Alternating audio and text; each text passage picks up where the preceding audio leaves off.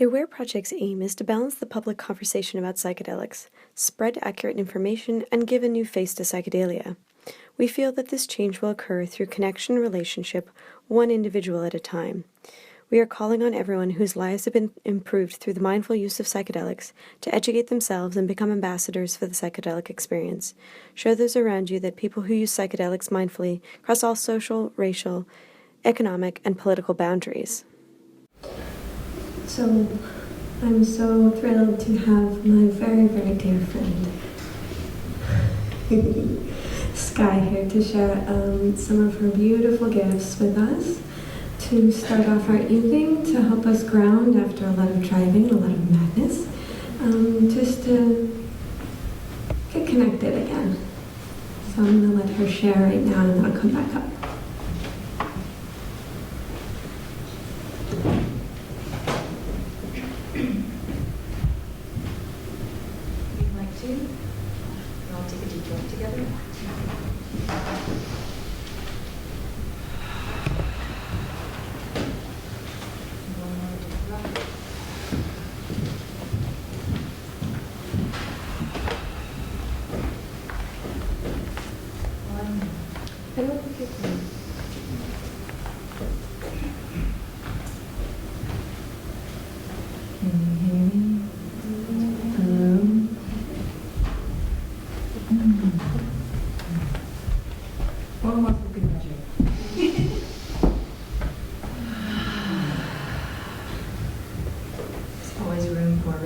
And also levity.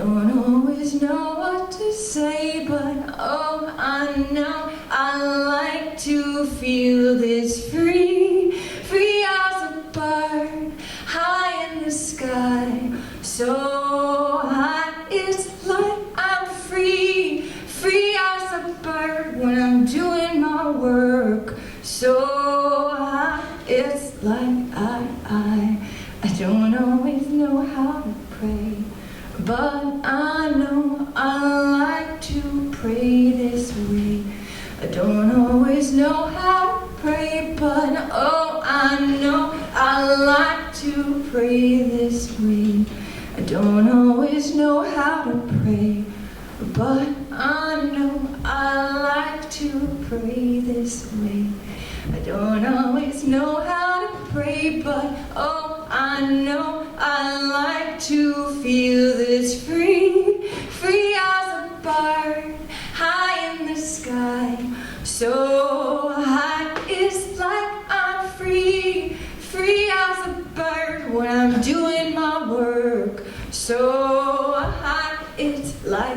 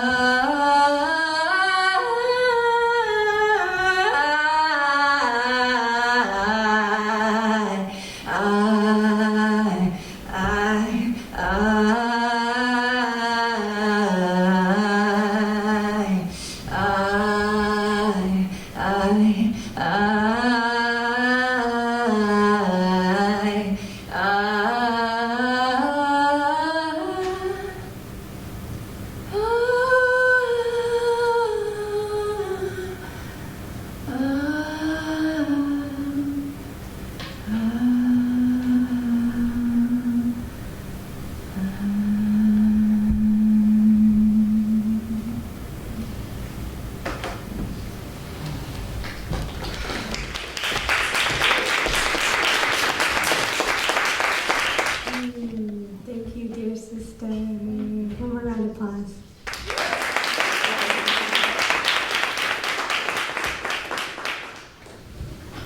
All right. So I'm really excited that Daniel's here. We've had him come and speak at the Aware Project a few times. He just spoke in San Diego a month ago. Yeah. So we also have events in San Diego, so if you have friends down there, let them know. Yeah, I'm really excited to hear Daniel's story about his journey coming into this work. We have some similar roots and a lot in common in a lot of different ways. And what's really interesting about this emergent field of providing guided experiences is that there's a lot of gray area. Because there are certain things that are clearly off limits, and there are certain things that are quite gray right now. And then how do we crisscross those gray spaces in a way that we can stay safe, that people receiving experiences stay safe, and yet at the same time are leading the way towards a new form of mental health. And a new approach to mental health and self-inquiry. So I'm really excited to have Daniel here to share his perspective on this and anything else that he's curious is going to share about. So with that, here's Daniel.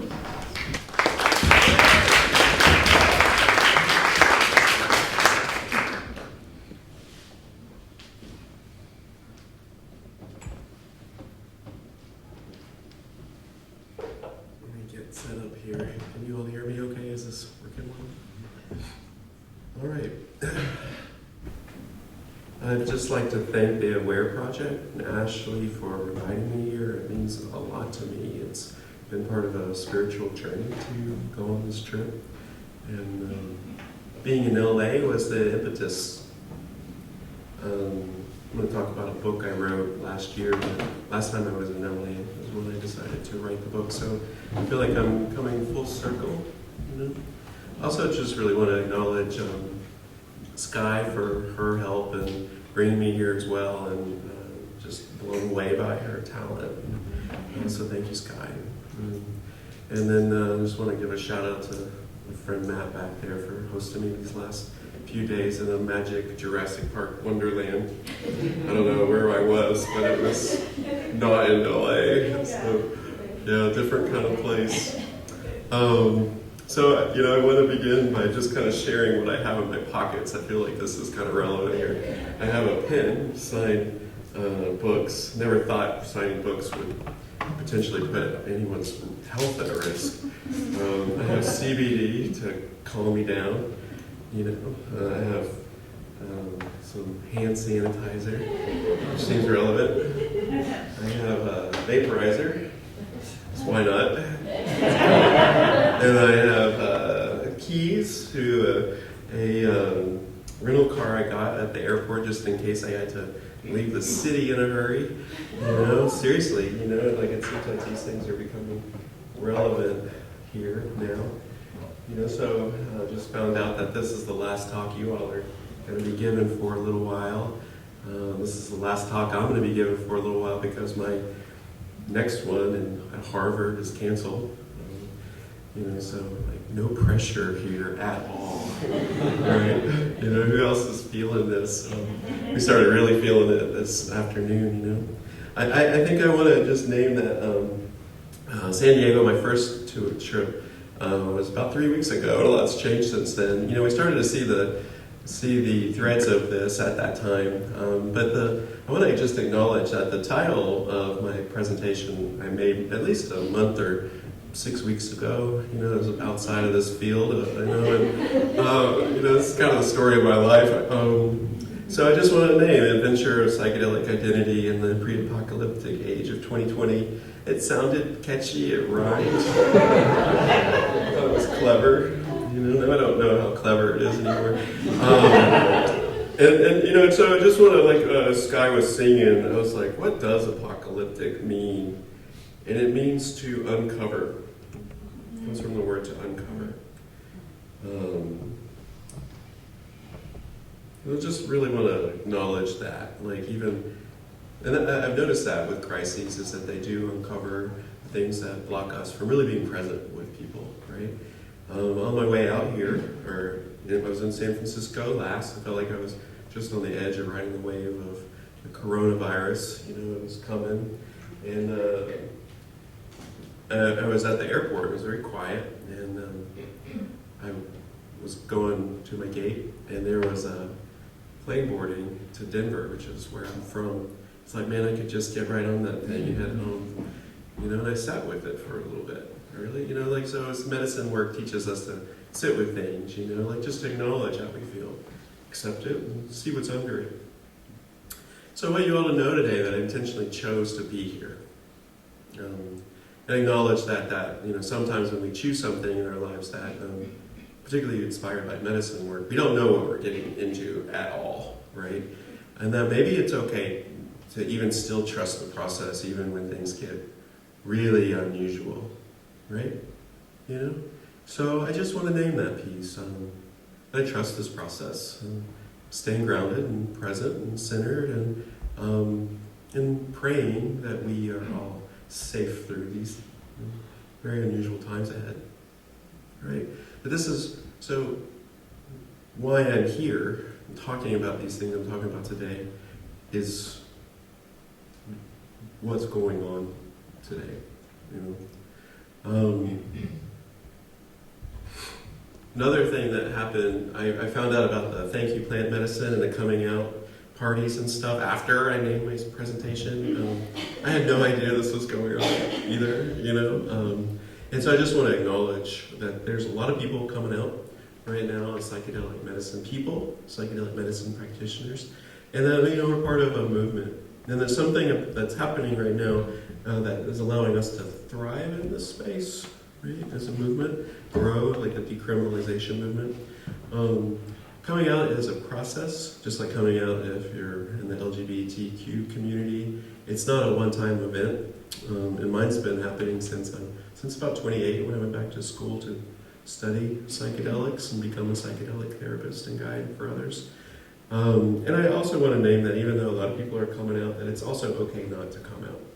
That there's persecution, prosecution, loss of jobs, things, services that you take for granted. It's a very real thing, and this is part of our process. I can't count the number of times that we've lost our access to credit card processing companies and things and other services that typical businesses take for granted. At this point, I'm trying to, what are other ways I'm not coming out? I'm really exploring those. And so today was an opportunity for me to really speak from this space of doing my best to come out. This is my coming out story. This is my little puppy, Loki. And at the beginning of this trip, I called him the God of Mischief, and I decided to transmute that right away. He's a true gift. I wrote the agency, the very first time I wrote an email to somebody, something that I really mattered, using my Daniel@medicinalmindfulness.org email address. I'd always use, we had a cover, we had a cover, my Aspen Roots email address, I'm just a counselor to certain people. I was like, fuck it, I'm done, I'm coming out. I wrote him, I was like, this dog, it really looks great. He was already named, and I really identify with the symbolism of this, and I felt like really the right thing to do. And they wrote me back, and they said, hey Daniel, we really know what you're doing, and we really value it. And I was like, oh, this is a sign from God, Goddess, whatever, that I'm supposed to get this puppy. And brought him home. He's so sweet. And this is my bud, super Mrs. my bud. And but it turns out thought I was getting a therapy dog. I thought I was getting something that was a half lab mix. And he looked like a lab mix, right? Doesn't he look like a mix? Lab mix. He's also part Great Dane. And at this point, he can walk over the fence. And he destroys things. He's the gift of mischief. He destroys things. And then this is the last episode. I got a text from a neighbor. Have you seen my shoes? That right there was $160. And the carpet, I don't even know how much that's going to cost. But, so I take him on walks, and he would injure me all the time. I had to get actual training for to handle a dog this big. And it's like, did I make a mistake? Did I really make a mistake here? It's like all the signs were pointing to this. I should come to LA, right? What could I get into there to be fun? And so I learned what I call a gentle firmness, learning how to engage a big, powerful energy that, wasn't malicious but dangerous. And that's been learning to engage that energy as a psychedelic person in this world has been really important. Instead of being reactive, right, to something that we can't control, or discrimination, or an episode or something, somebody coming after us. I can push back with a gentleness, with firmness, and that's been a big gift. And then most recently, I'm realizing that our program's grown a lot this last year. Exponentially, and I feel like a puppy, a little too big, still growing into myself. My feet are just a little too big for where I'm at, So we're reorganizing, reestablishing ourselves, and so we can, really embody this bigness that we are. So that's been a more recent thing. So just like the name, we have to really be flexible and trusting in spirit, and trusting in our intuition, but. My intuition sometimes gets me into situations that I didn't plan, and so this is that trickster element that psychedelics often offer us. I'm also coming here as a job interview. I've been holding the space of an event organizer and facilitator and leader of a community in Colorado. And, it really was relevant that who I am. And that I've earned that space, and it's okay. I trust that medicine people are questioning and anti-authoritarian anyway, right? So we really want to acknowledge that, you have a right to know who you're working with as a psychedelic practitioner. I've been doing this full time as a day job since 2014, since cannabis became legal. We've had a clinic in our own way, psychedelic medicine clinic in Boulder, working legally. I have a master's in counseling, but I don't practice as a psychotherapist. I don't have a psychotherapy practice. I don't see people ongoing. I work with psychotherapists, in this space. I was pretty young. I was 18, my first medicine journey experience, and I was initiated into medicine work, intentional psychedelic spiritual journey work when I was 22 as part of an underground medicine community. And then I went back to school with the intention of becoming an underground psychedelic therapist or guide or whatever you want to call it. That was my intention. Then cannabis became legal in 2014, and that changed everything, went sideways in a good way. And so this coming out process, I put everything I could on LinkedIn that felt safe to, right? But it's all there, like if you want to check me out. It doubled my experience, my adult experience in life to fully come out as a medicine practitioner.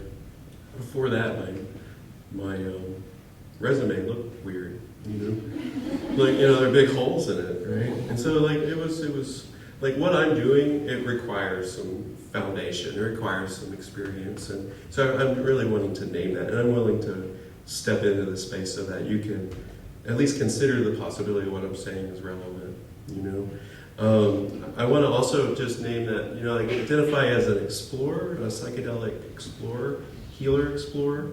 And what that means, I think, is that there's, research studies are huge right now, right? It's what's providing legitimacy in the psychedelic community. But there's a whole other field of scientific endeavors that we call exploration. To me, that's like pre-research studies and such, right? You have to know what you're getting into. You have to explore and consider the questions. What's over that hill or what's beyond that horizon, right? And then report back in your little journal, the weird pictures of people and plants and things that you encounter. Nobody believes you, So I'd like to just, that we don't have cameras for this shit, right? Of what's happening here. So I just want to name that piece, that I'm speaking from the space of returning, sharing what we've explored and discovered. And if you want to do some research papers and projects around, I really invite you to. But there's some important pieces here that we'd like to explore together. One of my students who was up in San Francisco sent me this article. I really don't like being put on a pedestal in this space, and a lot of people are as guides and facilitators. And I'm really starting to get it because we're creating these spaces that are incredibly sacred, incredibly healing, world transforming, never been experienced before, But I like to think of myself as just somebody with a particular job, with a very weird, specific skill set. And that I'm teaching this skill set to as many people as I can, right? And that not everybody needs to be a psychedelic therapist or guide to be a major and important factor in this movement. We need accountants, we need we need business people, we need HR now, as our programs are growing. But we all can be in a space of having an identity associated with being a psychedelic medicine person. And so I've become sort of a lightning rod unintentionally. I've decided to just really own it. Really, what does it mean to really own being a lightning rod? And you know what a lightning rod is that it doesn't attract energies to it. It doesn't attract the lightning, but it helps transform the lightning, put it into the earth to protect a structure. And in this case, for me, as a psychedelic therapist, I'm doing that for my clients. I'm like a ground, or as we call it, a secondary nervous system. I'm helping move the energy through the room, the field, into the earth. I'm a transpersonal therapist and guide, believe in energy. And we're helping move something through in a way that's safe so it doesn't blow circuits, right? And also, really protect the edges of my community. So I sometimes get in really complex situations, And so I just really want to acknowledge that this is, in some ways, a very controversial field too, right? So again, like Loki, I definitely didn't expect to be in a church podium right now, right? Giving this talk in LA, right? It's just, I kept following these edges. I also want to just acknowledge that I'm an above-ground psychedelic therapist working legally with a plant medicine. I've been doing that full-time since 2014, so it's such a privilege.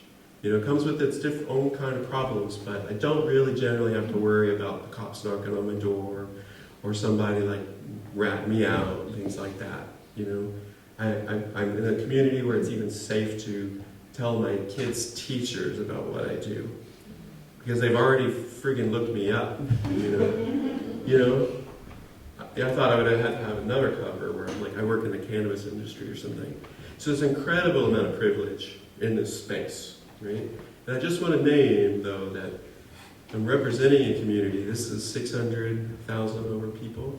This is the number of people in the last year or two that went to jail for cannabis in the United States. This number is going up, not down. So what's that about? And that this is an unfathomable number for me to consider. These are, and also just name it, these are medicine people, just like us, right? They're using a plant to help them cope with something that's significant in their lives. And this is a big deal, right? So just want to acknowledge that, So there's something else I wanted to say about that. There's just a lot of energy around these experiences, right? And then coming out, right, like as other medicines, right? Just really, this is big work that we're doing.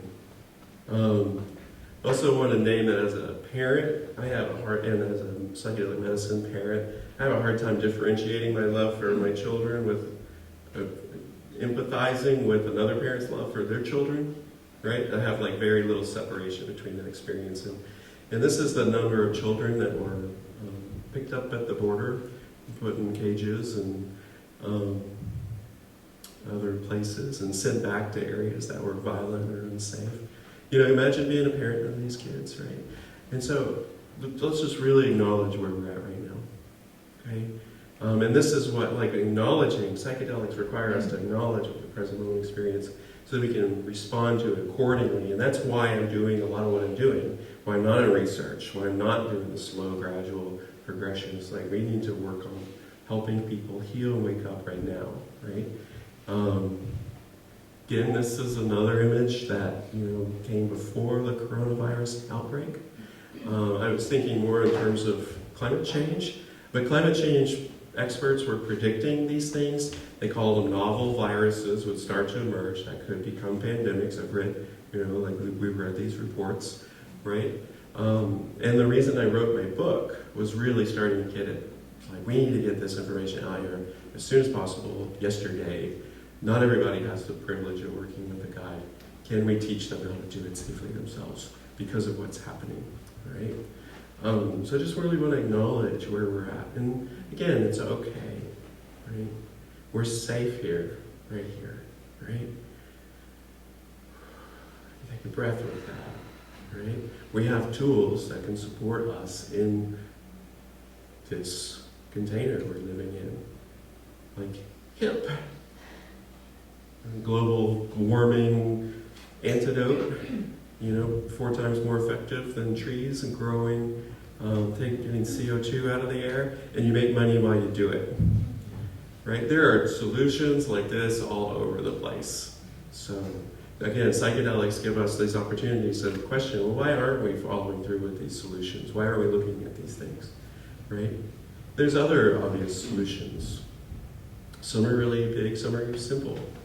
I'm going to be growing hemp in my backyard starting this spring. I'm going to buy some industrial hemp.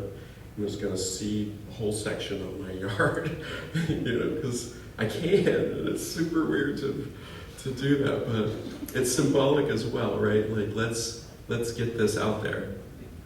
So, just want to name that this book was written since the last time I was in LA, and to confront the environmental struggles that we're facing. So what's happening now is things get elevated, right? And our anxiety goes up here, people crash and you get depressed. We have tools that support the healing of these mental health concerns. Trauma, right? So difficult experiences, loss and grief, or feeling the collective field. Working in hospitals, working in places that are going to be amped up for a long time, having uncertainty for the future. These are traits of trauma, and we can heal those, and we can become more resilient. And we can do this work with psychedelic cannabis. And so everything about this book is written from the very beginning, I've never smoked before, to I'm going to do advanced work, trauma resolution work, and healing work, so that we can have the tools we need to thrive even in these spaces. You know, I remember 6 years ago, there was a flood in Boulder, you know, and for whatever reason, I was in a good resource space, and I was able to navigate and help a lot of people during a very difficult period. We were across the street from a nursing home that had to be evacuated, and I was part of that process, and I did crisis counseling afterwards with 95-year-olds, and they were having trauma episodes and reliving trauma that happened to them when they were like in high school, right? With another plague, you know, I think it was called scarlet fever. You know, and that was an amazing experience, right? And I was able to do it because I was resourced, because I was able to maintain my identity and not dissociate in a complex and very scary period for a lot of people. So we all have this capacity, right? You know, I don't know how relevant this conversation is. So I came from an underground community that had no oversight and no mechanisms of reporting or anything like that. And there were things that happened, but I was grateful that my boundaries were respected, you know. That's not always the case in some of these communities. And sometimes power differentials are used to take advantage of people, either financially or sexually. I'd like to name that piece because there's things we can do to address them. You know, there are other underground communities that are incredibly skillful, have processes and policies and screen and rules and mechanisms of support and oversight, right? And then that they're the innovators. Some of these people are incredible innovators in music, right? So I really want to name that piece, you know. And I'm also playing this game of coming out as a psychedelic guy, and we're stepping into a future where we're going to be regulated. There's going to be boards certifying us and keep making sure that we're staying safe with our clients are staying safe with us. And there's legitimate reasons for these things, you know. This is a little bit of a kind of exaggerated, you know, article, but these things do happen, right? And so what if we can create mechanisms that can reduce the likelihood and keep us safe so that we can really thrive in these spaces and develop them in ways that reach their potential, or real potential. Because if psychedelics are mind or soul manifesting, then psychedelic society is like all of society amplified, right? And like awake and conscious and passionate and also conflicting, you know? So what do we do? Like, look at the world right now. What are the rules that we have to support us, you know? And what do we do with this society that's even amplified from that? You know? Psychedelics break us free from what we call a domesticated lifestyle. You know, they make us question our assumptions of who we are, what we're supposed to do, who we're supposed to be, and family and money and all of that. And then we step into this, what we call a rewilding. And these medicines wake us up and break free from these beliefs and interjects that hold us back, right? And can be used to manipulate us to be compliant, right? And we sometimes we need to break free from that, right? Sometimes that means questioning rules and assumptions and questioning rules of behavior and conduct, right? But not all of those are sustainable. So letting go of right and wrong, letting go of good and bad, right? What's sustainable? What can help us move this program forward? And I think what we're experiencing is like a reestablishment of some collective rules of behavior and engagement that are fair to everyone, right? In psychedelics, we have that potential of exploring those questions. You know, it's not about throwing away all the rules, which I think sometimes people think it is. Right? I'm free now, I can do anything. Well, no, actually, if you want to be in a community, you can't. Right? Because I have the right that you not fuck with me in whatever way you think you're free to do that. You know, like there are people that take advantage of that or just don't understand what psychedelics are meant to provide us. But this is a rule breaker right here, Gail Cradbrook, who started Extinction Rebellion. I think that's who started it, right? She's the one who wrote this article. You know, she was inspired by psychedelics to do this, right? And so this is what we're in right now. You know, this is why she's rebelling, right? That's breaking the rules, but it's the old rules, the old patterns. You know, I also want to name, you know, like, so I'm a huge fan of MDMA and the healing potential MDMA, what MAPS is doing. You know, this is a t-shirt that we made, and I was shocked how people were, like, responded so negatively to it, you know, at the festivals and things. They wouldn't let us wear these t-shirts in the med tent because they said we were promoting drugs. It was crazy. But then, thank you, Plant Medicine. They have some really great resources that acknowledge the long-term side effects of things like MDMA. Can cause significant mood changes when not under the influence, as well as cognitive deficits. Can lead to depression, right? And even though the plant medicines that are natural are way safer than MDMA, overuse and overconsumption in uncontained spaces and without integration can lead to other problems in our community. So this is something that I've discovered, you know, in my own life, working with people on the grounds, the front lines of war on consciousness and such. You know, that we are very complex communities, and some people are using these medicines in conjunction with other drugs or alcohol. When I use the term drug, I'm meaning like cocaine and other things that can cause real problems. You know, and that we want to pay attention to these factors when we're in these communities. And to name them so that we can better address them. And also, I'm leaving this up here for you to look at, but these are what happen when people get overly anxious because of crises too, right? And so, like, you get a little paranoid. Like, am I safe here? You know, how many times do I need to wash my hand? Can I go to work? You know, get scared. Or like the reaction, like in some of our politicians, so it's totally diluted. This is not an issue. I'm fine, and they're spreading it as they go, you know. It doesn't have to also be clinically significant, these concerns, to have cause real significant problems in our communities, because it's in the field of our communities, right? And so we just want to explore these things, these questions of mental health, and provide greater support, because all of these are symptoms of unprocessed trauma, right? We all have it. It's okay. It's a human condition, right? Buddhist says life is suffering, right? Well, suffering causes trauma, right? And so this part of what connects us is our struggles. But that doesn't mean we're allowed to act them out in weird ways to heal.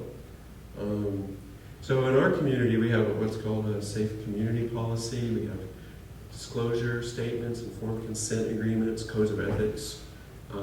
We have oversight mechanisms, so like people can write to other people in our community about any concerns they have about me, for example. And then we also created a nonprofit to try to figure out these questions, because this is a bigger question than one weird little psychedelic company, right? So we started a nonprofit to explore this. And, you know, and psychedelics are in its own Me Too movement. You know, show the article that I showed you a little while ago, you know. And so doing my own evaluation in my own life, you know, like boundaries are really important to me. Safety is really important to me, because when I was younger, like I've been doing this for a little while, in my early 20s in these psychedelic communities, there were these really significant power differentials between the guides and the people. And I know of many relationships in these spaces that now we would say were inappropriate. And I'm just also very grateful, having been a target of some of that my boundaries were always accepted. And not everybody has that, right? You know, so let's explore this. Let's name it. Let's bring it out to heal, to uncover, so that we can, instead of it bursting out, right, that we can manage it, navigate that space. And so coming out, I think it's also important that you speak to your guides and therapists about their own mental health, and their own journeys, right? Have they ever been in a mental health institution? Have they ever been to jail? Wouldn't you want to know that as a guy? as a client of a guide. You can search them online. You can anybody who's identifying as a licensed professional working as a psychedelic guide, get on the regulatory agencies and research them, explore these questions. You have a right to know that, right? And so again, even though I can't be in these systems for legal reasons, it's just the mechanisms of what I do just aren't there yet. I tried to create these internal systems. Let's see, where was it? It doesn't matter. These internal systems of accountability right here in my program. Right? You have a right. You have a right to feel safe and know that you're safe with people. My own path in mental health, as I said with this, like, I don't want to share everything about like all the terrible things or whatever, right? Like, it's okay to have some privacy, even as we're, being in a position that I'm in, right? But I just want to name, that like I came into this work because of trauma. I'm who I am right now as a little kid, and I grew up in Little Rock, Arkansas. Hyper-conscious, sensitive, deeply feeling individual, very creative, what Martin Luther King called, what did he say? Creatively maladjusted. I could never fit in. I tried so hard to fit in, but I was bullied a lot and beaten up and bullied. And then there's something about this movement that's, this work is really hard to do, this passion is really difficult sometimes. I came from a family who lost a family member, my sister, before I was born. So I was born in a family with a lot of grief in it, These are human condition things. I'm 2 generations away from World War II trauma, 1 generation from the Vietnam War trauma, right? This is where I come from, right? And so this is how I got into this movement, is because I'm part of this movement. I came to these medicines to heal, and because of that, I've learned a lot of wonderful healing skills that I wish to share with others. So that's my path, and what I'd like to share about my own journey into this work. Just to name, like we're living in a world where we need boundaries, we need safety and containment, support, and just like a spaceship needs a hull, right? Like it's not about excluding anybody; it's just what you need. So think of what we're doing as stepping into different layers and deeper layers of accountability, support, safety, so we can do really big work. And not everybody makes it all the way through. They have to take breaks and stuff, and that's okay. But it's important that we start to name these rule sets so that we can have a safe community so people can do really big work. And notice, in the center, like there's these circles back around oversight, community oversight of leadership. So again, are you, when you're connecting with the psychedelic community on your ground, ask questions like this. Who do I go to if I'm really struggling with something that the leader of this community did or said to me? And honestly, it's like, I would love to hear that there would be an answer to that question. A good answer. Another thing around, like what's conflict resolution look like? Because we're passionate human beings. There's nothing wrong with conflict.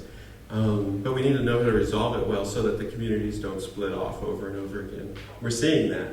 And, like this hyper humanity, like really trying to figure some things out that everyone is passionate about and has different understandings around.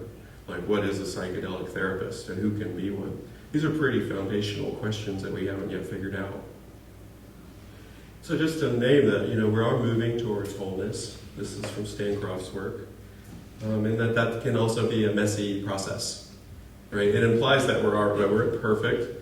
So can we create systems of community, of support, that acknowledge that we're imperfect? What are the rules to support this in a way that keeps everyone safe?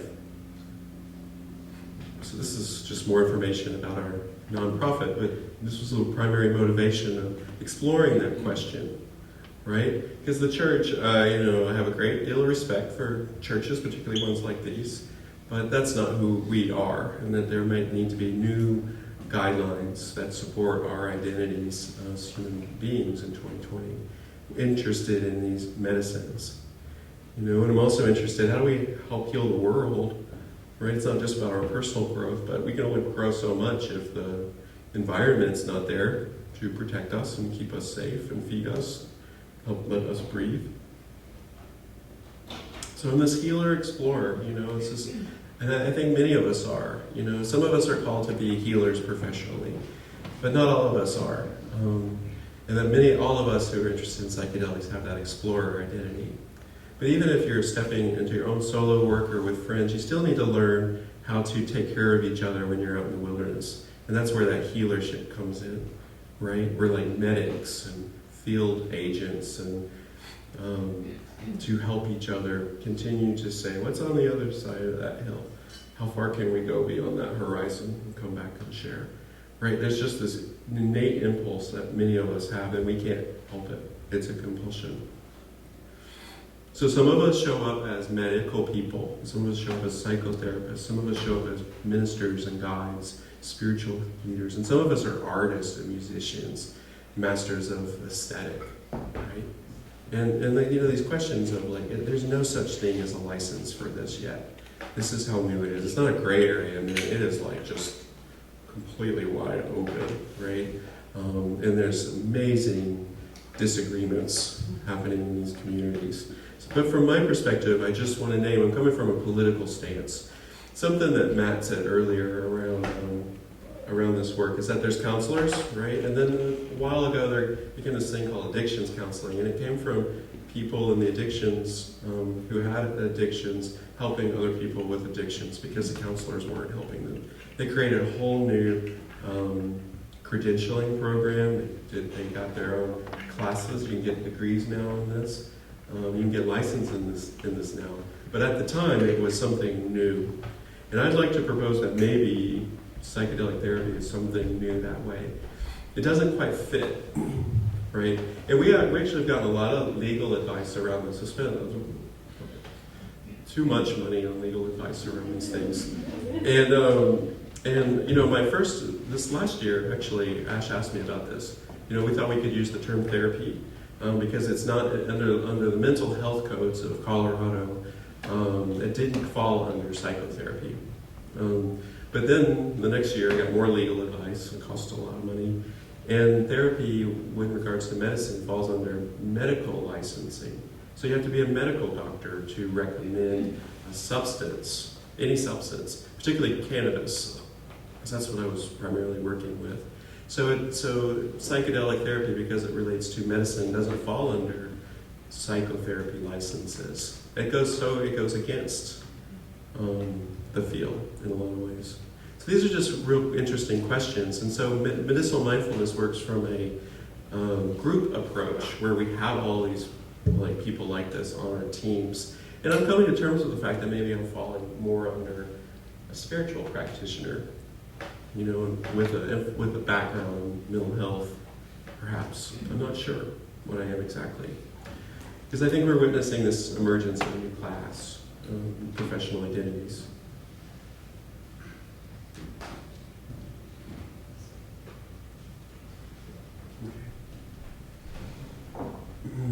So when we are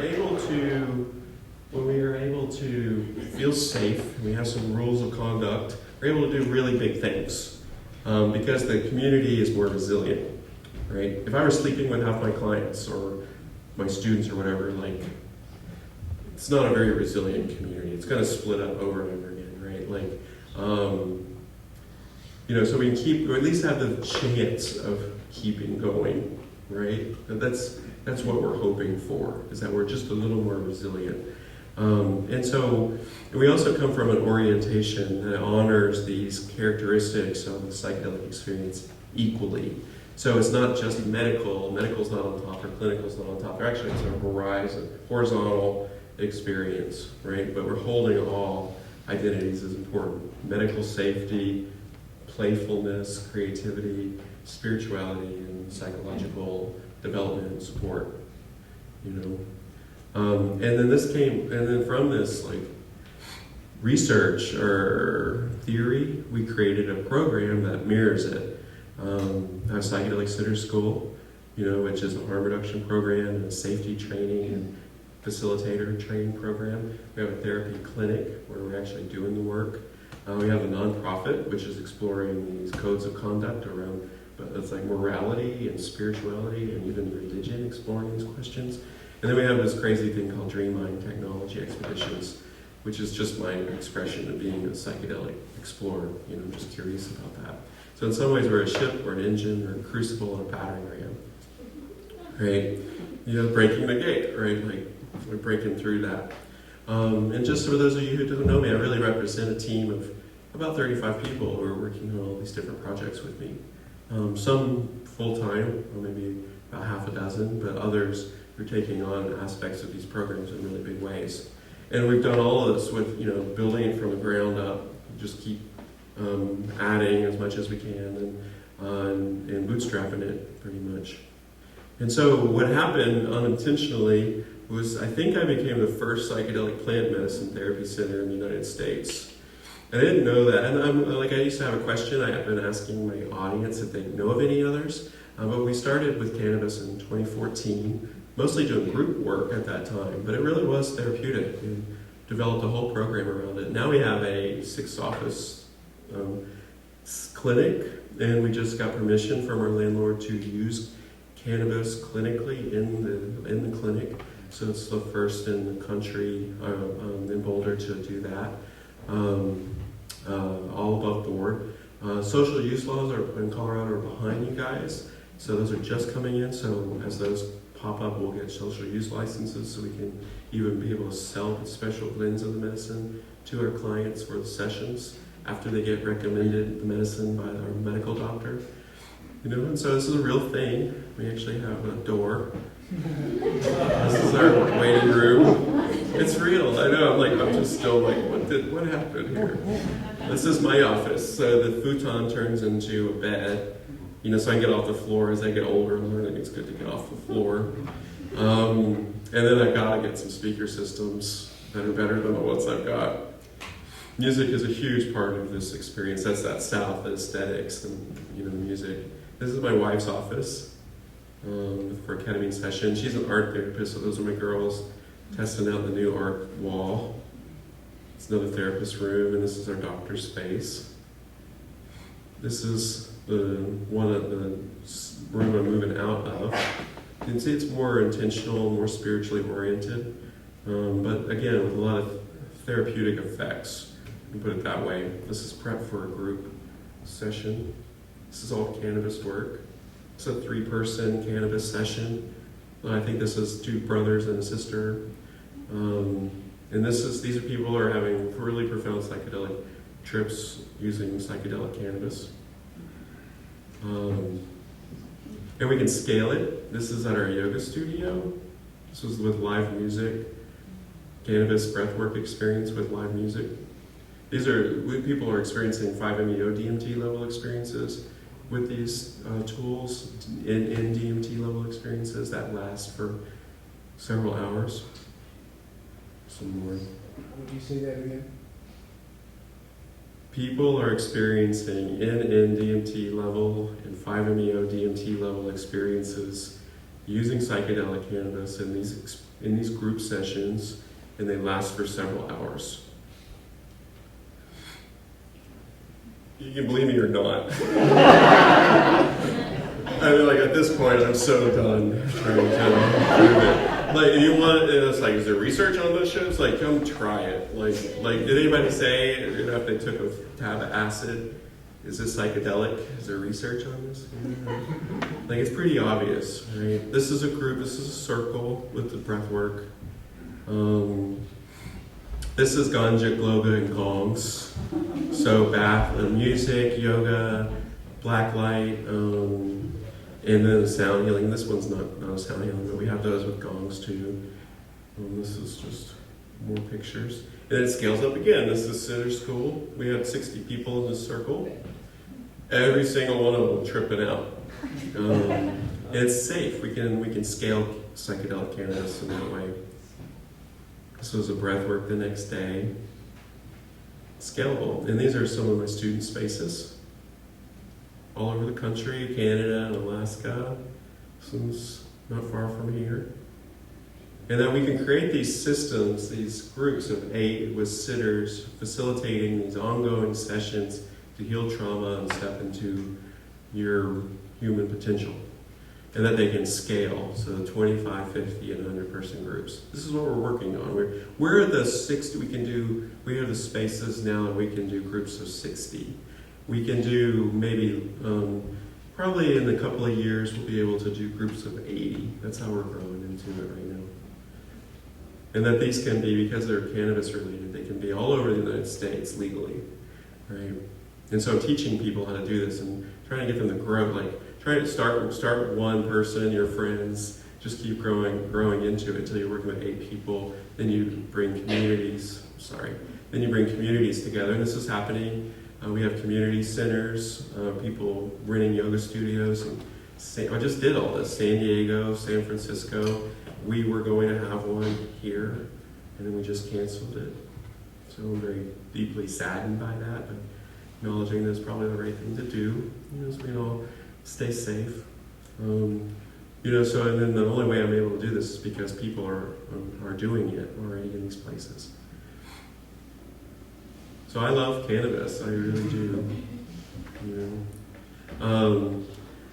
I don't think I want to talk too much about this, other than people are already using it for mental health reasons. The studies are starting to show that. Cannabis is a psychedelic medicine. It is affecting the 5-HT2A receptor, and it's also affecting the endocannabinoid system.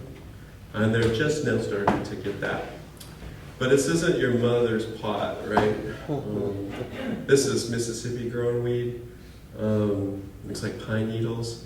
So what we do couldn't be done on this medicine. It's got to be really clean and well-made and grown with intention. And the people we work with, they play music for the plants and really value them as a living being. And we create these special blends. I teach you how to do that in the book, and it looks like this. It looks like a powdered version of the medicine. And we also have this. This is what I was describing earlier. This is CBD that can calm you down if you've taken too much of the THC. Just like that. Super easy. And it's gentle, and it's from the plant itself, so it's all medicine. Now I work with different hashes, different concentrates, and other things for specific purposes. So it's starting to develop into like having a repertoire of different tools instead of just pot. Right? The blends that you all have access to are a little different than the ones I have access to. But what is psychedelic cannabis? I've tried so hard to describe it. I don't even know how to anymore. It mimics other medicines, but it's also its own thing. And but we use it for different purposes: spiritual, meditation, help us cope. Because we play music, we love it. Who's come up with a good idea with cannabis? It's been really helpful. You get some good ideas on that medicine. There's medical that actually helps us physically heal.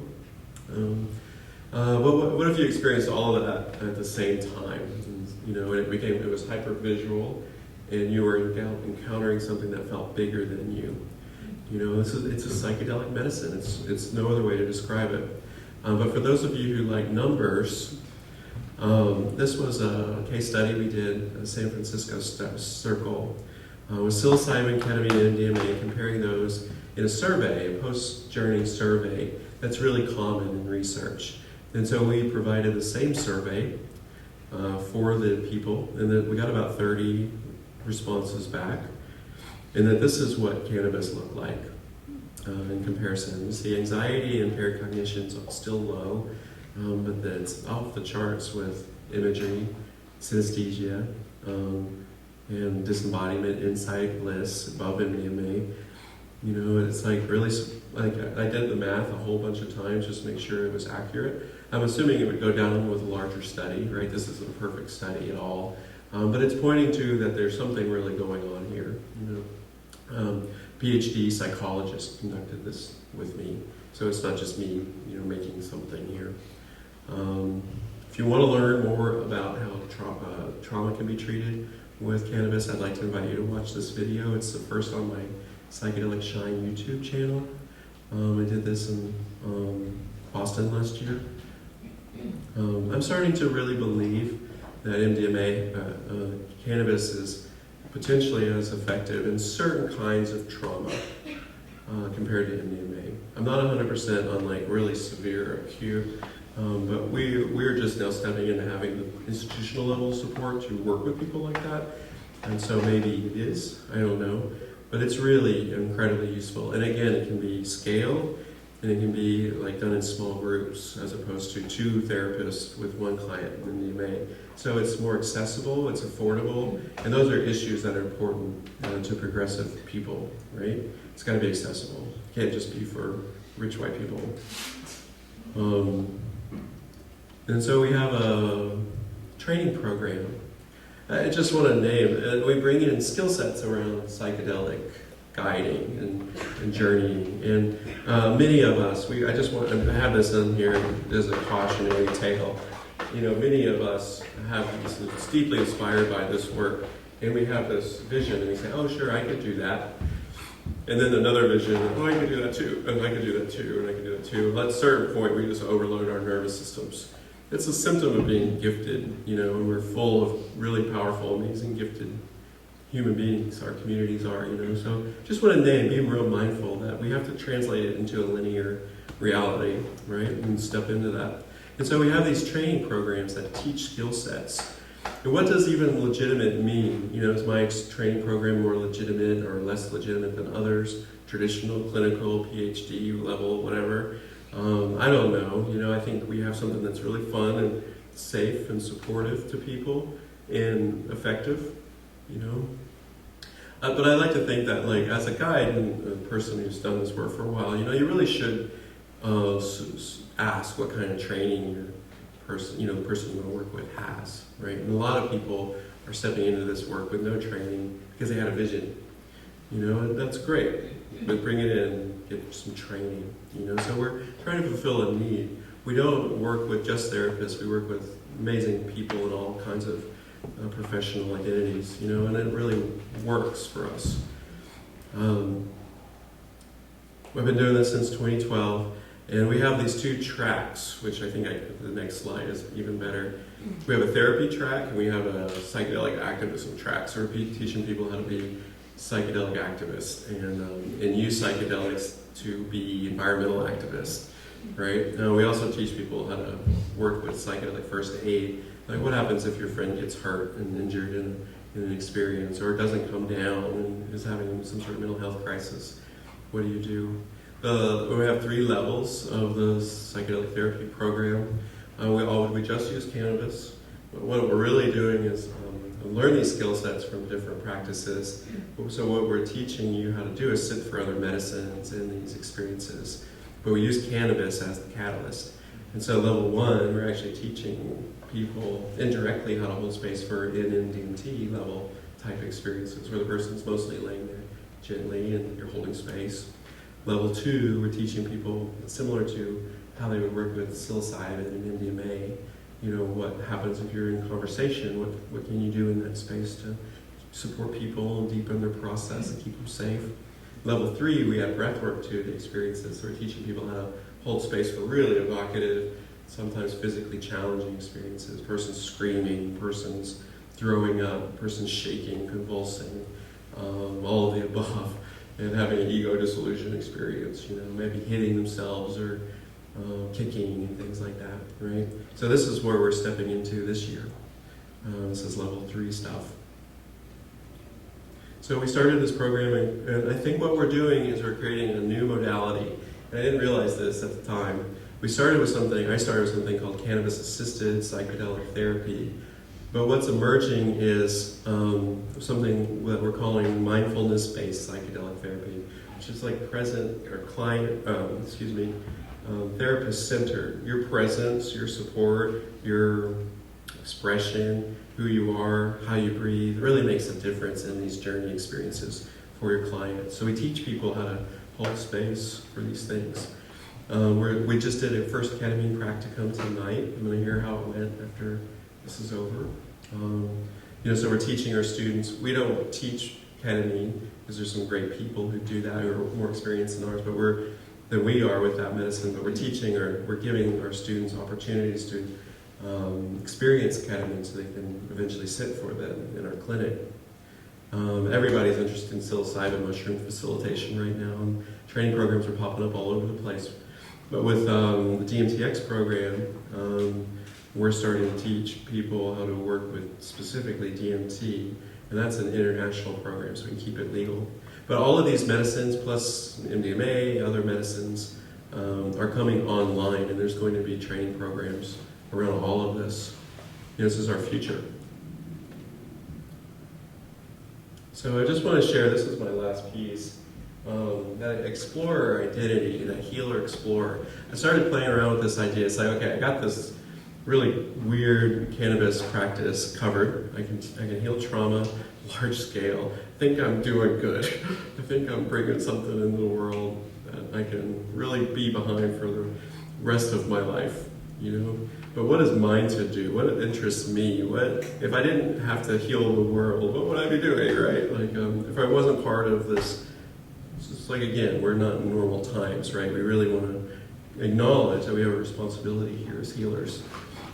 So I started thinking about this other idea that I'd read about, and Rick Strassman talked to me about, and it's, who here has taken DMT? Yeah, so quite a few of you, right? So the peak, as you know, lasts, particularly the smoke version or injected version, lasts 5 to 7 minutes, 4 to 7 minutes, something like that. What if you could imagine extending that out, that extreme peak, and just staying in it 30 minutes, an hour, 3 hours? I asked Rick Strassman, hey man, how long would you want to stay in it?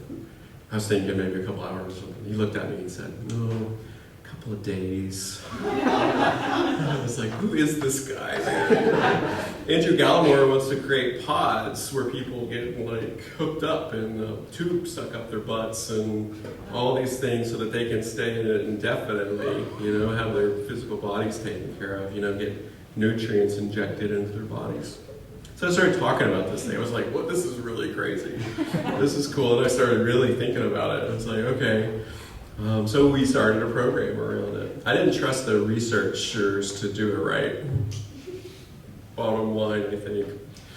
And I didn't realize they were looking at it, but the London School, the Imperial College of London is looking at it. But I wanted to do it in a way that wasn't just research or science-y, right? Like I wanted to bring ceremony into it. Creativity and art, and I wanted it to be attractive to people like us, so we started exploring these questions. And so we've done these multiple retreats. I've recruited a whole team of psychonauts, about 12 psychonauts who volunteered to be the first explorers of this project. I have several of them are in the room right now. I have a whole team, medical doctor, to provide the medicine, also to make sure nobody dies. Nurses, right? Artists, musicians, wonderful musician who I'm recruiting to do this playlist of these experiences. But you can basically, with technology today that we have access to, and the understanding of physiology and how we process medicines in our bodies, is that we can calculate, theoretically, different levels of the medicine from low, creative, clinical to extreme breakthrough experiences that can last theoretically indefinitely. I question if somebody wants to wear a diaper or not. If that would really be something that a psychonaut would want to do, because at some point they're going to have to go to the bathroom, But maybe they would, I don't know. So we're creating this program, and the intention is, once we figure out it's safe, this is like the exact opposite of my cannabis work. Once we figure out it's safe, and again, I'm just curious about what we might discover or explore, but the idea is we put experts into the experience. So imagine somebody, like Steve Jobs, right, who spoke about LSD being really important in his development as a technologist that leads to things like iPhones, and our understanding of DNA, biology, right? Like there's so much innovation happening around psychedelics. What if we could create a protocol around that? So imagine somebody's working on a world-transforming technology. What would DMT, an extended state experience, do to their brains? Maybe it would give them an opportunity to visually understand the complex problems they're exploring and receive information, whether it's from their brain or from some other source, that can benefit us, right? So we don't have to transform the whole world or heal the whole world's trauma to make it through this time. But what if we can create technologies that just replace things that no longer work for us, make things better, right? Or advance us in some way, or heal the planet in an important way, right? You know, to explore these questions. Like, I don't know the answers to these questions, but I think maybe other people could figure them out. So just naming that this is part of a lineage that goes back through Terence McKenna. You know, so it's representing another, like or what would you call them, or elders, right? There's different communities with different elders. And so this is the lineage of this idea. According to quantum physics, we are embedded in 11-dimensional reality. Shouldn't we be exploring that? What, you know, we have access to that possibility? Like, what if this is real? Like, Andrew Gallimore keeps asking that question. What if this is real? The implications are insane. I mean, totally insane. I've had encounters with beings from other places and realities with this medicine repeatedly. Some of them are the same beings that have become my friends. You know, like, what if that were real, right? What are the implications of that? And then what Andrew said in an article I read recently is, how do you really know you're not already in the DMT machine right now? Yeah, that's my shivered. Yeah, right? Like, startling idea. You know, it's embedded in our culture to ask these questions. We can plug in and go explore into a matrix-like reality. And so, of course, we need psychonaut badges, like astronaut badges, right? This is important. And if we're going to express it visually, we might as well draw a picture of one happening in space. So why not? You know, like if you're traveling to Mars on an Elon Musk rocket, wouldn't you like to take a break from that little tube?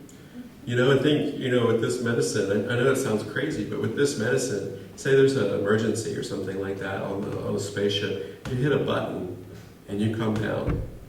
You just turn it off, and within minutes you're down. Right? It's one of the safest medicines. DMT is one of the safest medicines. That combined with CBD, you know, for neural protection of radiation in space and things. These are neuroprotectants, right? This is like, all our sci-fi is embedded in these images of space and psychedelic, otherworldly experiences. So I'm going to leave you by just sharing an image. This is possibly one of our first inner spaceports. This one's in Costa Rica.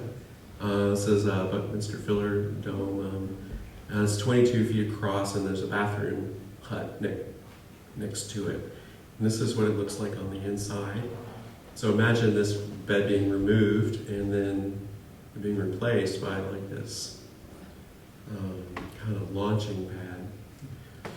There'd be two therapists and a psychonaut. Imagine the psychonaut being in some sort of reclining bed, being able to see an image that was very special to them, something that seems sacred that they can go into, being surrounded by sound frequencies that felt supportive and comforting, and then having an incredible amount of like physical human people in the room, making sure they stay safe, they're comfortable, and can go as deep as they want, knowing that they will come back in a good way. We have people interested in filming these things, you know, other artists exploring these questions with us, you know, like we're already attracting the scientists who want to go through it, right? You know, to ask these questions. I had one scientist write me, he said, I want to know, like he was into AI and quantum computing. He was a programmer for quantum computers. I didn't even know that was a thing. And he said, I want to know how I can create an algorithm that can understand love.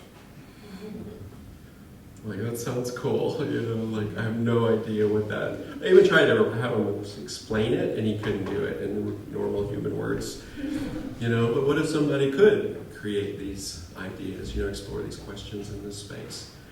What if we can create some solutions that can transmute something as severe and as extreme as what's happening now with the coronavirus? That's just one example of the struggles and difficulties that we're facing today. You know, what if we can help heal the world? You know, before our children are required to do it. And so for me, you know, the idea of the DMTx is we're just going to build the ship. We're going to fill it with what we need. We've got the crew already, and we're just going to take off and see what's out there and report back and share and explore and train the next generation to do this work using this already other legal medicine called psychedelic cannabis.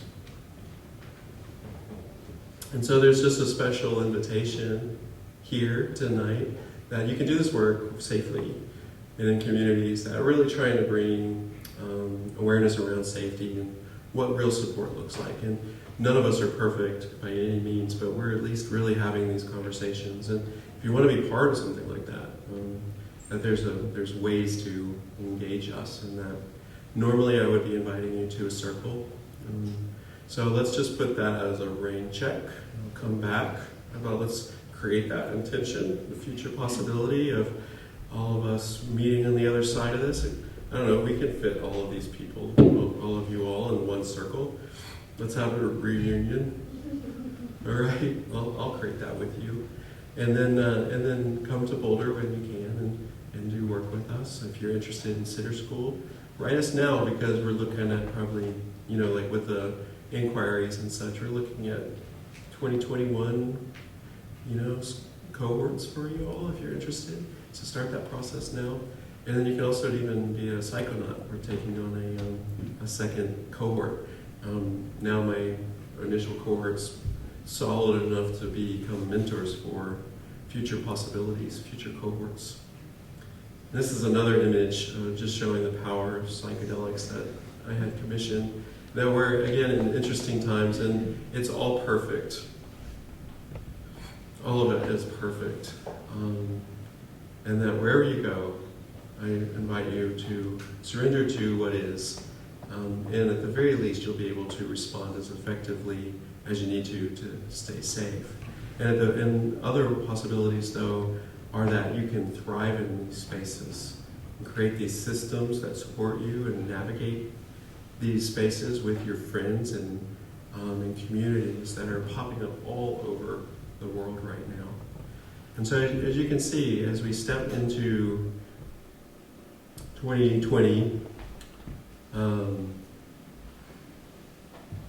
even though we have not been treated well by the dominant culture, the dominant culture really needs us. So I invite you to do your work in the world and have some gentle firmness when someone invites you to become complacent or unconscious. And remember that you're not alone in this, and that we can do this work together now. It's safe for us to do this work together now. So that's why I chose to not get on that airplane, you know, so I could at least do my best to share something really important with you all.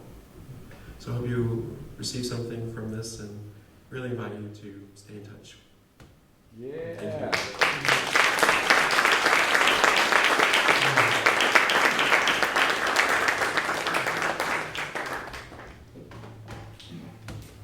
Thank you. That was great. Okay, so we have some time for some questions. And I will repeat the question. That's kind of annoying. Let me put that back up. See if that works. I'll try to do what Ash did. Yeah. I'm curious about the legality of doing ketamine as a facilitated service, and I'm also curious what kind of dosages you are using for people. Okay, yeah, good, both good questions. Yeah, the legality is, I don't, so my feeling is that it's legal and that we need to do it. So I'm willing to explore those legal edges. It's being provided, prescribed by a medical doctor. Everybody's getting a chart. Everybody's getting into the system. Everybody's signing waivers, including the full disclosure agreements. But this would be considered like an off-label use of a medicine, right? Which is, doable, right? It's a Schedule 3 versus 1, which would be harder to justify in that case. And it's also, think of it in terms of training people to be effective sitters for others in ketamine experiences. That me personally, I find it really weird that that you have to have your own experiences to be an effective guide, an ethical guide. You got to know what you're putting your clients through, and so ethically may be required. As far as dosage goes, these are, I think tonight were all IM treatments, and I'm not a doctor, so I can't speak to that, but it's the ketamine IM treatments. We've been experimenting with both ketamine and IM and lozenges, and we seem to be, the lozenges seem to be way more variable and harder to engage, even though it requires less medical support. And so I think we're more landing on the IM treatments. So that's where we are right now. Ketamine is a very new medicine for our community. And most of my practice, it still is with psychedelic cannabis. Thank you. So I know that way more. Yeah. Can you talk a little bit about microdosing? Any work that you've done? Or Sure. Yeah. So here's another edge. Can we recommend something that's illegal? Again, we might be ethically required to recommend microdosing because it's so effective in helping people heal. So there's a dilemma as medicine practitioners, especially ones who are licensed. I'm not licensed. I highly recommend microdosing. You can stay safe, be discreet. You don't have to tell everybody about it.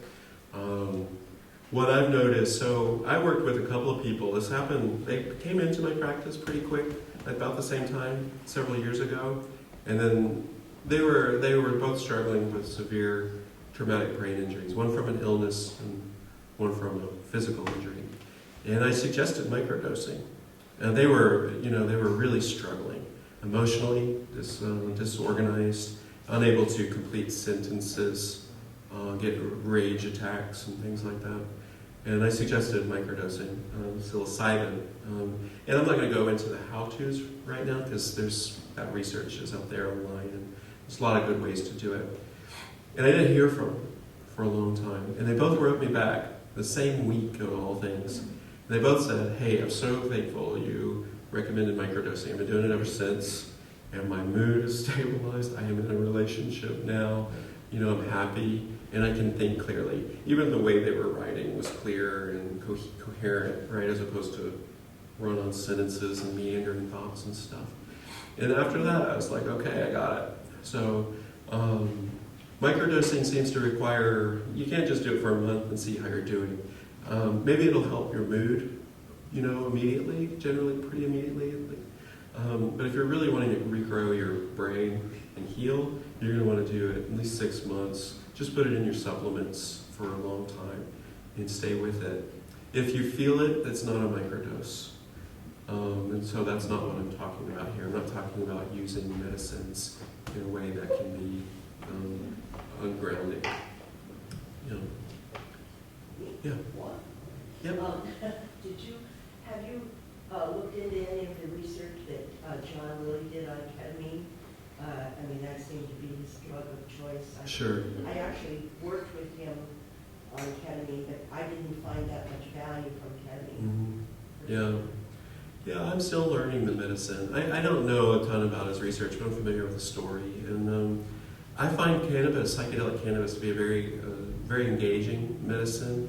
It's more like psilocybin and MDMA in that way, as opposed to just completely dissociative. So I'm still learning the medicine. I think I've also really benefited from ketamine. It seems to drop my nervous system in a really well-regulated space, and it seems to be a stable shift. But I like working with cannabis specifically for like inner content and working through trauma, like the actual content of things seems a little more accessible with an organic medicine.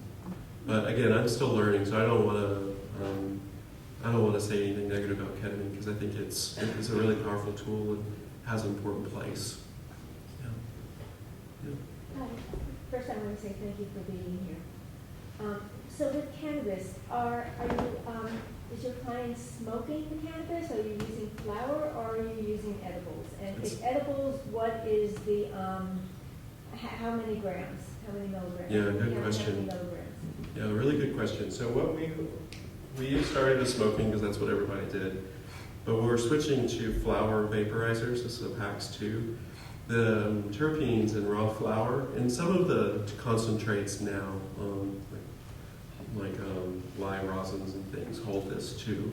But you're still vaping it. There's something about the terpenes in it going right into the bloodstream through the lungs that is a significant factor in the psychedelic cannabis experience. And that allows you to reduce your THC amount to reduce like negative side effects associated with taking too much of an edible, right? Like paranoia, anxiety, vomiting, that sort of thing. What we're working on with these practices, though, like in the book, you can use edibles. What I really recommend is you just start with what you know and build it gradually, and it's going to be a much longer experience. Are you smoking throughout then? No, I mean you usually just start. You just like I've worked with people. And then you're putting it aside. That's it. Say that again. Like you'll take a few hits and then they put it aside. They're not going to smoke throughout. Like if the session is a certain amount of hours long, they're not going to smoke periodically throughout the session. It depends on how long the session is. I do a 5-hour session with a 3.5-hour journey experience, and there's 2 primary opportunities to smoke, the beginning and the middle. And then some people do, it's the trajectory of a psychedelic cannabis experience is 1.5 to 2 hours. So you smoke a whole bunch, or what feels appropriate. It's like if you smoke a bunch to know where you get, then you put it down. And then Yeah, there's a whole protocol around it that we've developed. And again, it's something you can learn to do on your own. I teach you how to step into it so that you don't have to try to have a psychedelic. Everything's therapeutic. Every level of the cannabis experience is incredibly therapeutic. So you don't have to start with like the ego disillusion experiences to get a lot out of it. You want to work your way up to that. And we're working on tinctures to elicit the same thing that vaping does, but we're still in the development stage. This is all brand new. Yeah. Can you tell us a bit about the importance of integration circles? Because I've been in a few of them, and it would be very fundamental to like bring together the various experiences. Yeah, for sure. Yeah, so integration circles are a wonderful new endeavor of the psychedelic community. It allows our therapists who are interested in this work to support people. And I'm a firm believer in integration. It's actually, to me, it's more important than the psychedelic journey itself. It's really great to go into the universe and explore, but what are you going to do with it, and does it make your life better? Or are you showing up in a disordered way? And an integration circle supports people stepping into who they are and create being witness so that they can receive community support. So many of us come from really isolated places, right? And so being part of a community circle is part of the intervention. And it also gives a mirror so that if things are a little wiggy, things are maybe a little ungrounded, or you're starting to go into a path that looks potentially dangerous, or you're really struggling and you don't know how to seek help. Integration circles can be like a safety net for people. I like to think of like we're trying to translate higher dimensional understanding into a real world experience, and that can be very complex, you know, and there's tools and skill sets and strategies that you can use. And so instead of reinventing the wheel, there's just an invitation to be part of communities that can explore those together. You know? So I think, to me, integration is really more important than the trip itself. Yeah. I want to ask you actually about the school. Yeah. My daughter might be interested in that too. She's a psychologist, she finishes CLA, and she has several experience with psychedelics. How long it takes to finish the school? Sure. Well, it's very individual. So how long does it take to go through this program? Yeah. So there's different levels, and not everybody wants to do all of the levels even. But the first level is 5 days. It's at a camp, like a summer camp, and so that's why we have that big room. Dorm sleeping in private cabins and things. It's it's 12-hour days. I calculated last time we spent 38 hours in psychedelic journey space together as a community, which is extreme. You can't do that with any other medicines. Maybe ayahuasca, I could see that in some of those circles. And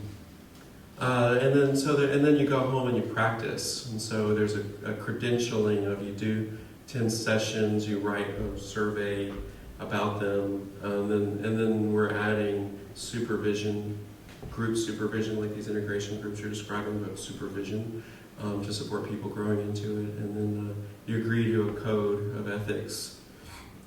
Super simple, disclosure statements, code of conduct, and then agree to oversight. And then you come back and do the second level, and you learn more skills, do more sessions, come back. I've had some people get really advanced in the program very quickly, and other people really take their time and go slow and intentional with it. So there's not a real set rule of how long it takes. Personally, I've been a professional psychedelic therapist for, I think I've said 11 years or something like that, to varying degrees. And I feel like I'm still a novice in some ways. I identify really as a competent professional, but I know people who have been psychedelic therapists for 40 years or more, and they're still learning too, so it's a really complex and deeply rich experience, so we're providing extra skill sets for those who are already doing the work. A lot of our students are underground practitioners and want more skill sets.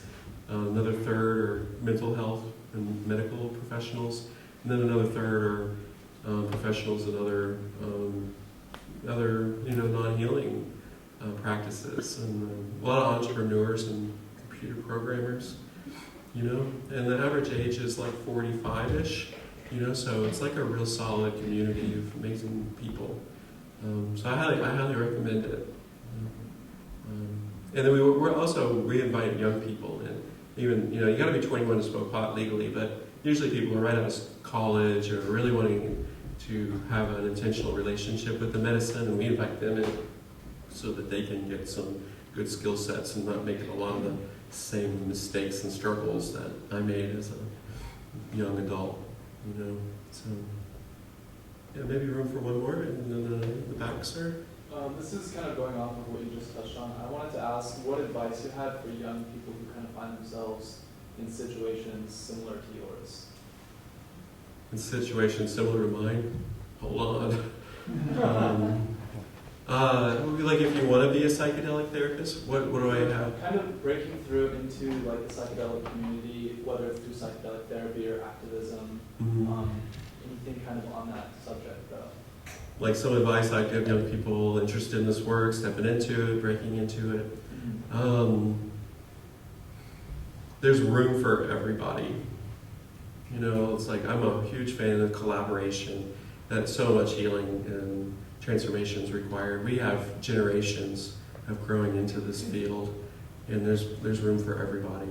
And then really, like we've all had visions where we see that we're master and competent and amazing and awake and can be healers and guides for others. And then you can own that identity and then go get some real training and experience put yourself through the rigor of a master's program, even if you're not going into a master's program. I did thousands of hours of psychotherapy with people, and that really made a difference. Take classes in pathology, psychopathology, and assessment. Those are the things that we're at least interested in as a community, but it really matters. And be able to understand what mental health issues really look like and how severe they can be, not to minimize mental health issues. If somebody says they're struggling, they're your friend, listen to them. Don't minimize. Somebody might be threatening to harm themselves or another. That can really happen. It's okay to ask if somebody might be having thoughts of suicide or self-harm or harming others. It doesn't cause problems. It's showing support.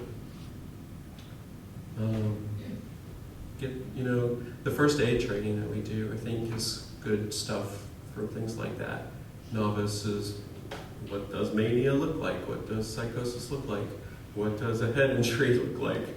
Those are really important. These are powerful tools, so not to minimize the transformational power of these tools, because again, you keep everybody safe, everybody feels safe, and do really amazing things. And that if your community breaks down because of misunderstandings or lack of containment, there's real costs in our potential. And given the world as it is right now, we really need to focus on doing as much as we can to help others. So I highly recommend the profession, and it's the best job I've ever had. I tell people that I smoke pot for a living, and but it's also the hardest job I've ever had, and I take it very seriously. So keep going, keep learning, keep growing. Thank you.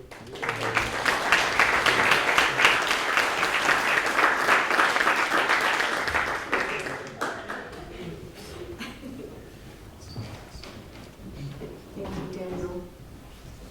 A few just kind of closing thoughts.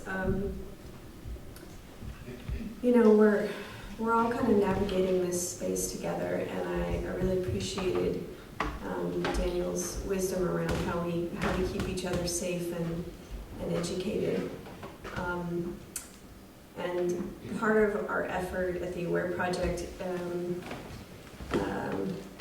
towards this effort has been to create a sitting safe guide. So it's on the safety section of our website, and it's been a collaboration of a lot of people in different areas of this community, and to support people in this new age that's very unregulated at this point. There's only a few opportunities to do this work legally. There's ketamine work right now, and that's about it. And then we've got a few people starting to do cannabis work. And so how do you navigate this space? How do you find good people to do this with? How do we, as a community, create high standards and hold each other accountable and I think most importantly, being open to feedback. Because having been in this community and a community leader for 5 years, it's challenging to see, the people that run towards the group, or there's people that run towards a group, and there are people that run away from a group. And the ones that run away tend to not want to be judged for what they're doing, and they might be the ones that are causing more harm because they don't want that to be seen. So I really loved what you said is like, if you're going to sit with someone, like, if I have problems with this, like, who do I talk to? Like, it's a really good question, I'm really appreciating that a lot of people, providers in the underground community, are gathering in groups. There are underground, we host a couple of documents of a group of 5-MeO practitioners that have gathered together called the Conclave. to set high standards for ethics and best practices. Because if there's not a regulating board, then you have to do that within the community. And we also don't want to necessarily have to out someone if they're, doing bad things, but how do we create these reconciliations, or how do we create these systems to keep people safe? So my hope is that these talks and the conversations that you have with one another inspire you to ask questions, to be educated consumers, to support one another. Yeah, let me see if there's anything else that I wanted to say. I guess the only other thing I was going to say was that one of the things that I really love about this cannabis group work is that for people that are new to psychedelics, I think it creates a space for people to understand what a good container looks like. Because people are coming in, they're getting screened, they're having a guided experience, they're having a community support, and they're having integration work at the end. And from that, you get to learn what a good template looks like. And so if you decide to do underground work, then you know, okay, is this person asking me medical questions before I go and sit with them? Are they providing me integration support at the end of this experience? Do they have good qualifications and good training? So I think this is really teaching people how to be a good consumer, because we have this tool that cannabis is now available in this way. So I really appreciate that, and to be able to feel good about saying, when people are like, oh, I'm new to this, like how do I even begin? It's like, well, if you wanted to have a deeper experience, these cannabis experiences and these guided spaces can be a good way to kind of learn how to build your skill set and to know what that looks like. So, and to that end, Sky and Matt have gone through Daniel's program, and they do guided cannabis work. I really appreciate the beings that they are and the work that they provide to the community. So thank you too. I guess there's one other thing that I wanted to say that's been on my mind a lot recently. We're navigating this new space here, and it's funny how quickly things are spreading. When I started this 5 years ago, there were maybe 3 or 4 other psychedelic societies in the world, and now there are like 100. And funny to be at the beginning, be like, more people need to know about this. And now it's like, oh shoot, so many people know about this. Now the demand is outstripping the supply of and it's and outstripping the research. So, I'm so curious how we're going to continue to navigate this, but I hope that we can do this together and to communicate and welcome each other into this space and create conversation. Because what I'm seeing is a lot of people get very up in arms about the right way to do something. And that can come from a really beautiful place, because you want to make sure people stay safe. But I think we also need to make sure that we're all lifting each other up and helping each other see each other's blind spots. So, so thanks for listening to my soapbox for a few minutes there. It's just, absorbing all of this, I want to kind of share the synthesis of what goes through and what I'm seeing as our community evolves, and let you all know kind of like how things are moving along and how we can best participate.